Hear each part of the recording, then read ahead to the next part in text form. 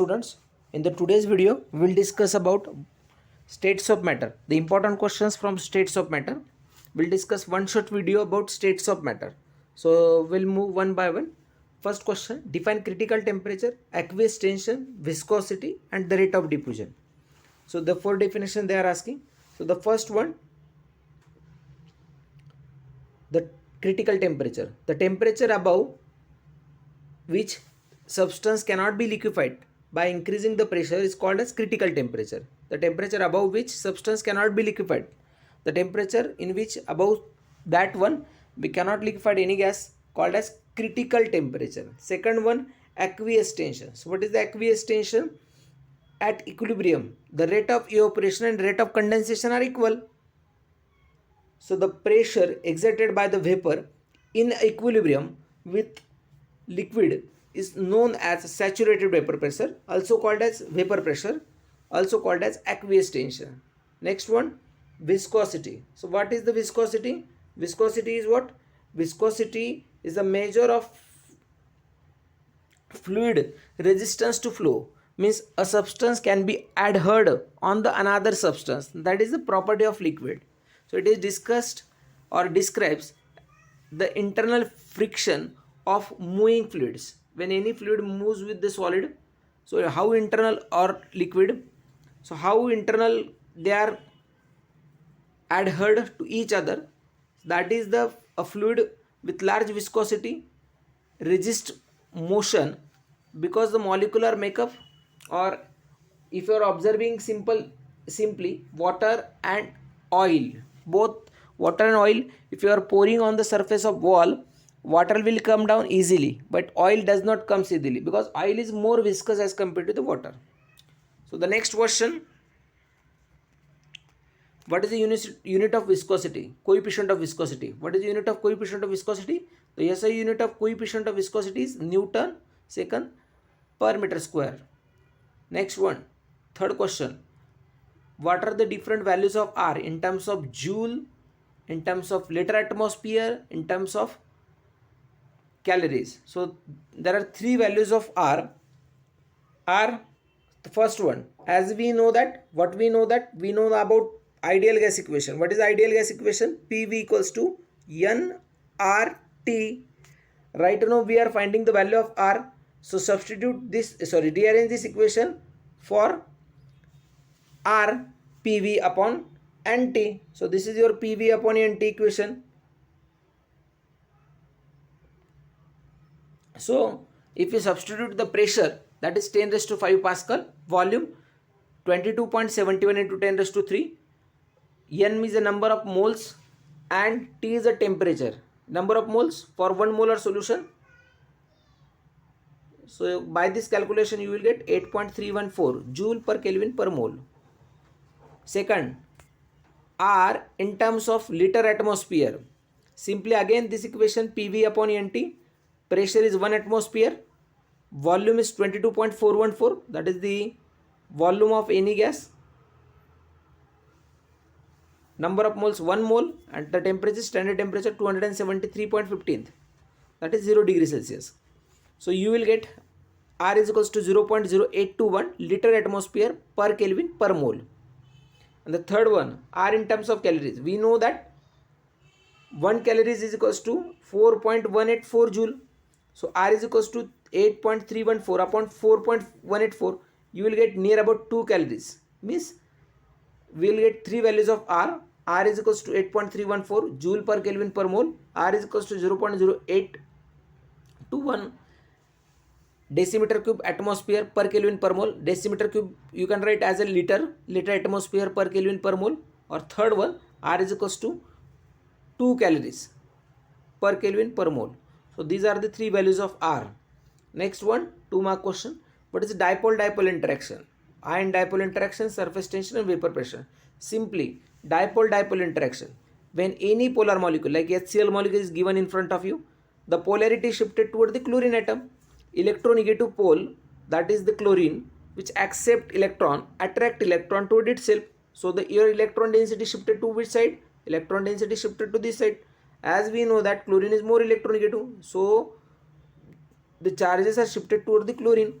and the polarity is induced in the bond called as, polarity is inserted in the bond called as dipole interaction. This is your first HCl molecule. When first HCl molecule attracted the another HCl molecule, so what will be happen? The interaction is developed between these two systems, electronegative pole of chlorine and the electropositive pole of hydrogen, showing attraction toward each other, called as dipole interaction, and the description is given in front of you. Polar molecule shows this type of attraction, polar covalent molecule especially. Second, ion dipole interaction. So what is ion dipole interaction? So when any ionic compound like NaCl, KCl, any salt, when dissolved in water, it liberates two types of ion, positive and negative ions. So the sodium is positive ions surrounded by the negative pole of water molecule, that is oxygen atom, and same chlorine atom is what? Chlorine atom is negative, surrounded by the positive pole of water molecule. This is your water system, H2O. So H2O shows attraction toward the chlorine atom by the hydrogen, and sodium shows attraction toward oxygen atom. So this is called as ion dipole interaction, and the energy liberated called as hydration energy. Third, next one, surface tension. So surface tension is naturally occurring phenomenon. Many phenomena like rise of water in the capillary, shape of water droplet is also the sphere. This is due to the surface tension. So surface tension is what?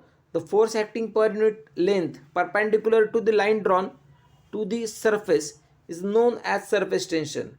So as we know about the, this is your liquid. So there are two types of molecule. The first one, surface molecule, and the second one, this is your surface molecule, and the second one, bulk molecule. When you are observing surface molecule, the forces are from unequal directions, does not cancel with each other. But when we are discussing about the center type molecule, the forces will be cancelled to each other, and the molecule will be in rest position. Bulk molecule is in rest position, while surface molecule are tense due to the unbalanced forces. Next one, Boyle's law. Simple. Boyle's law is what? For a fixed mass of an gas, the pressure of any gas is inversely proportional to its volume. So in this equation you have to write down pressure is inversely proportional to its volume. So this equation, if you are taking proportionality constant K, that is Boyle's law constant, then equation will be PV is equals to K. The next one, Charles law. So what is Charles law? Volume is directly proportional to the temperature at constant pressure. So in case of Boyle's and Charles and Avogadro's law, if the two terms are involved, third term will be a constant, like pressure, volume and temperature. Next, Avogadro's law. So what is Avogadro's law? Volume is directly proportional to the number of moles. As volume increases, number of moles also increases. Volume increases, number of moles increases. Simple, if you are taking the two or more container, as the volume of container increases at same temperature and same pressure, it contains same number of molecules, but when increasing the volume, the number of moles also increases. The next one, ideal gas equation. Ideal gas equation is what? Ideal gas equation is what? The equation or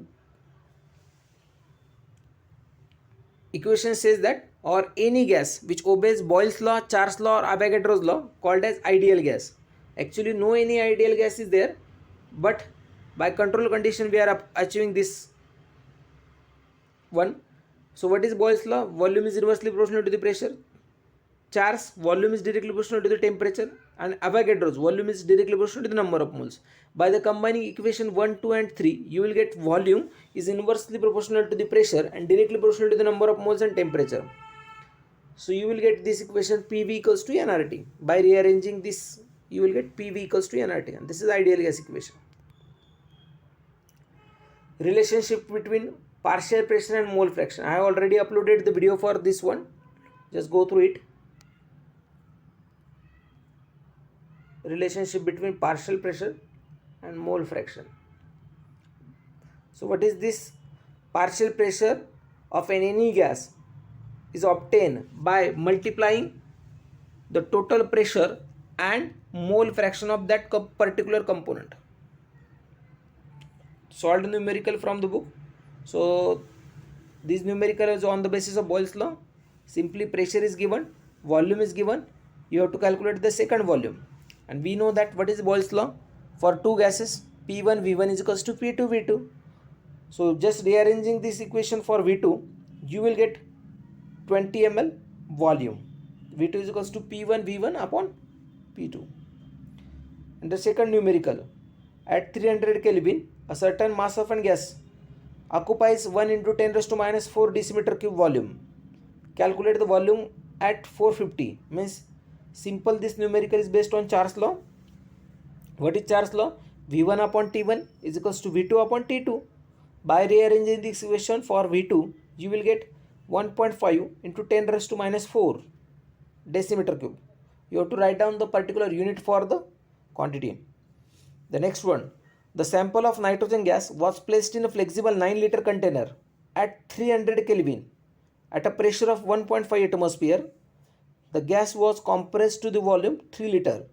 So gas is compressed until the temperature is reached to 600. What is the new pressure inside this container? Simply P1 V1 upon T1 is equals to P2 V2 upon T2. This is combined gas law equation. We are having near about 5 values. With the help of these 5 values, you have to calculate the second pressure.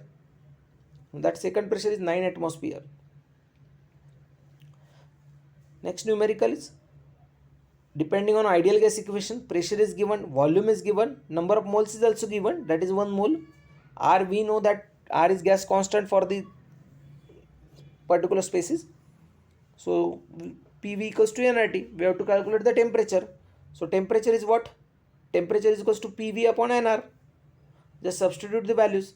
You will get value. Temperature is 299.63. But they are asking temperature in terms of Celsius. They are asking temperature in terms of Celsius. So just minus 273.15 from original value. You will get 26 degree as a temperature. Okay, thank you. In the next video, we will discuss about hydrocarbons.